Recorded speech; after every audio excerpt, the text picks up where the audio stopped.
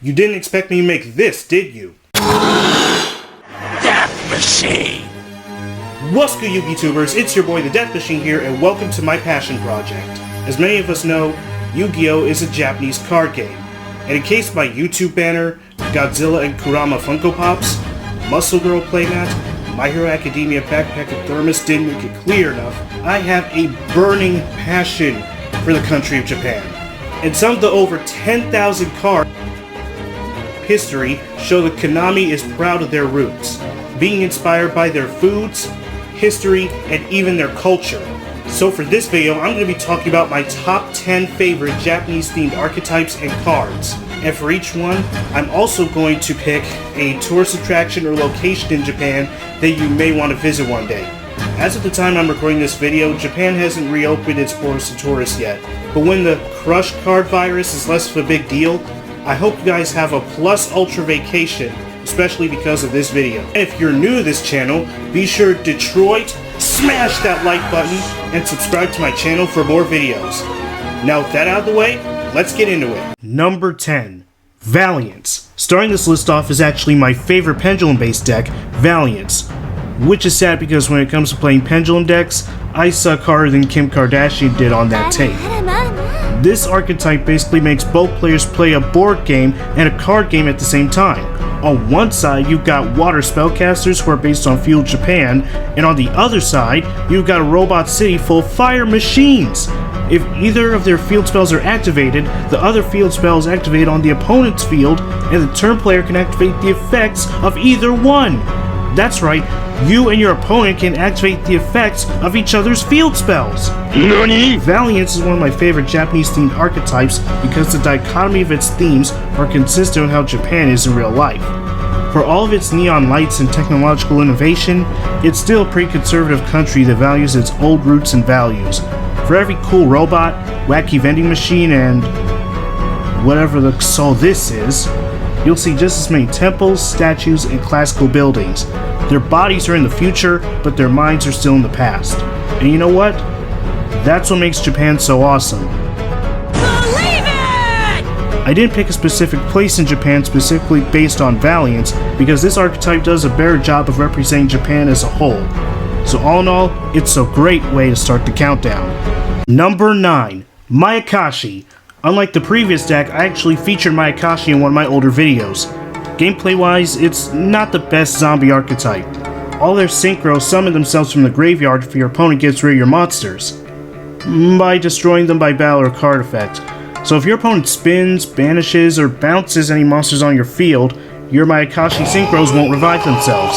Honestly, their best win condition is activating Ghost Meets Girl of Mayakashi and Shiranoi's Tale.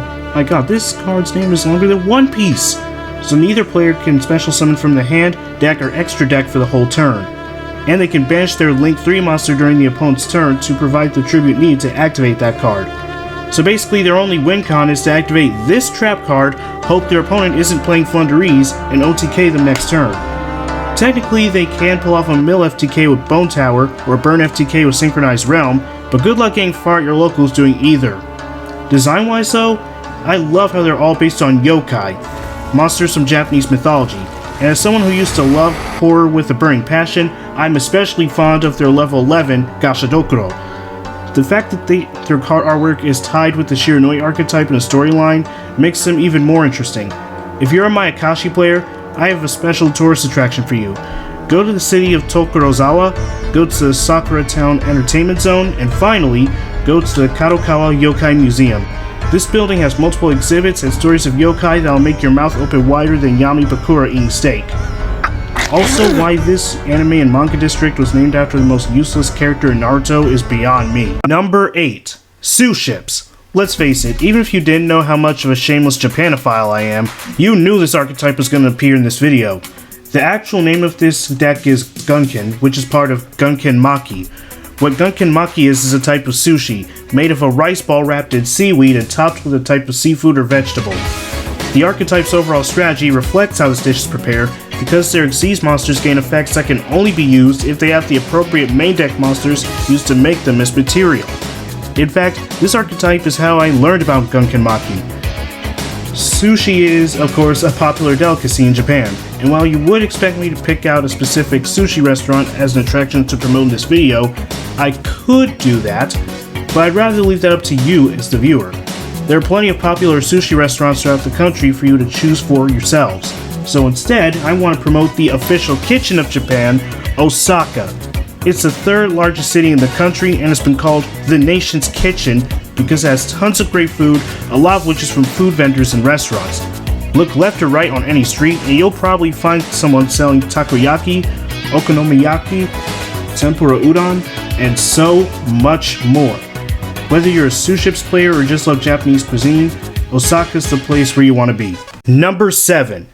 P.U.N.K. In my P.U.N.K Kaijus video, I mentioned how they overthrew dinosaurs as my favorite deck. And now you're finally gonna get to see why. Apart from the fact that they're based on Japanese art and dance, their whole punk aesthetic and the vibrant colors in their artwork remind me of one of my favorite games from my childhood, Jet Set Radio Future. This 2002 Sega game takes place in a Tokyo that's being lorded over by Rokaku Goji, a tyrannical CEO seeking to shape Japan in his own image. And the only ones who can stop him and his militarized police force are the GGs, a gang of rollerblading street punks that leave graffiti and rebellion in their wake. While you're doing that, you also compete with other gangs for territory and power, and use your spray paint to coat the streets with truth and freedom. And you do it all to the beats of a top-tier soundtrack.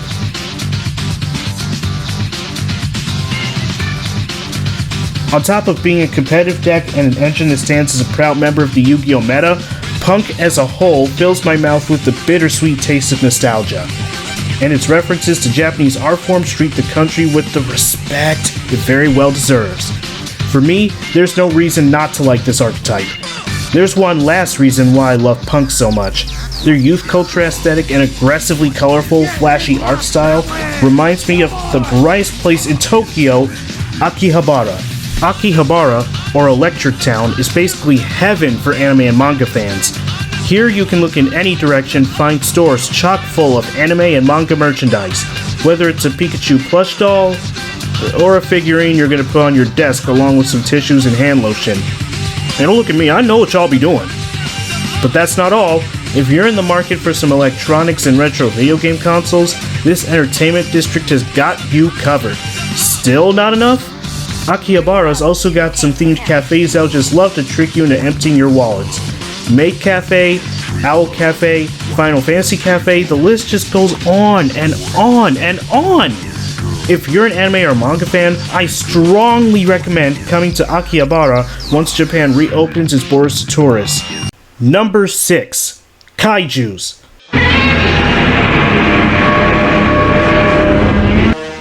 This will always be my favorite engine to play in Yu-Gi-Oh! I was the biggest Godzilla fan back when I was in middle school, and in case my playmat wasn't any indication, I am still a shill for the King of Monsters. Seriously though, nothing is better than watching your opponent summon a Fornigate Appaloosa, Destiny Hero Plasma, UCT, or whatever Floodgate or Omni Negate they have, and then just dropping a gigantic sea turtle on it. No one expects the Japanese Inquisition. And speaking of kaijus, their king has his very own hotel. Hotel Gracery is a Godzilla-themed hotel in the Shinjuku ward of Tokyo. Here, you can find Godzilla-themed statues and posters, a restaurant, and even a life-size statue of his head that roars and spews his atomic breath every hour. And if you book it on the Hotel Gracery official website, you can even sleep in a Godzilla-themed room in the hotel, with his hand breaking through the wall and always looming over your bed. Fun fact, by the way, not only is Hotel Gracery being destroyed on my Godzilla playmat, but Aki Dearest and her friends danced in front of it in her Corpse Husband video. Maybe for her next video she should talk about that hotel. Now with that out of the way, let's get to my favorite Japanese-themed individual cards. Numbers 5, 4, and 3. For these, I had to pick 3 cards, one of which had been banned for almost 18 years. These cards are Yata Garasu, Yamata Dragon, and Unchained Soul of Rage. Design-wise, spirit monsters were a hot mess for most of their existence. They could not be special summoned, and when the turn they were normal summoned or flipped face up ended, they returned themselves to your hand. I get that this represented them being bound to the spirit world, which is featured in many of their artworks, and thus not being able to stay in the physical realm for very long, but this loss of field presence helped ensure they had little to no competitive success. The only reason Garasu got banned in the first place was because Chaos Emperor Dragon wipes the opponent's board and their hand. Despite these glaring weaknesses, I do appreciate how the original spirit monsters and their effects were based on East Asian folklore, and how in the Duel Monsters anime, Maximilian Pegasus made the spirit monsters after traveling to these countries and learning their legends.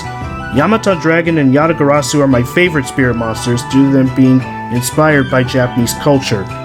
So I like these two and the OG spirit monsters for what they are, not what they do. As for Unchained Soul of Rage, we all know it as the ace monster of the Unchained archetype. No, it's not Abomination, shut up!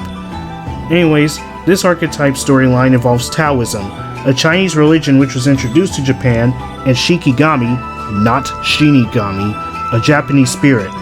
While I do find this interesting, I especially love Unchained Soul of Rage, not just because its artwork is basically Evil Astolfo with a demonic wolf, but because this card is an interruption which can use itself and an opponent's special summon monster to summon a Dark Link 3 or even 4 if that opponent's monster is a Link 2.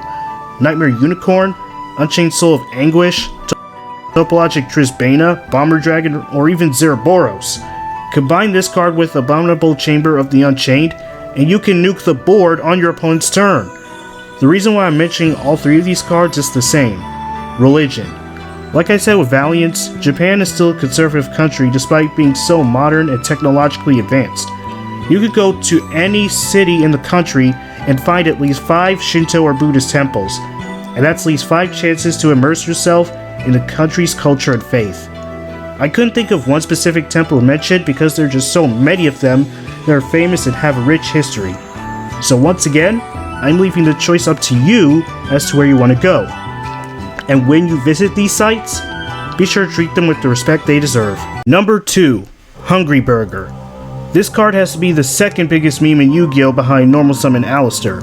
This card is absolutely terrible, being a 2000 attack level 6 ritual with no effect, but it really goes to show just how strong Konami's creative muscle is. Now I know what you're thinking. How is this a Japanese card?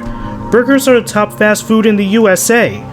And yeah, that's true, but you forgot one small, tiny, teeny weeny, insignificant little detail. The Japanese flag on the top bun.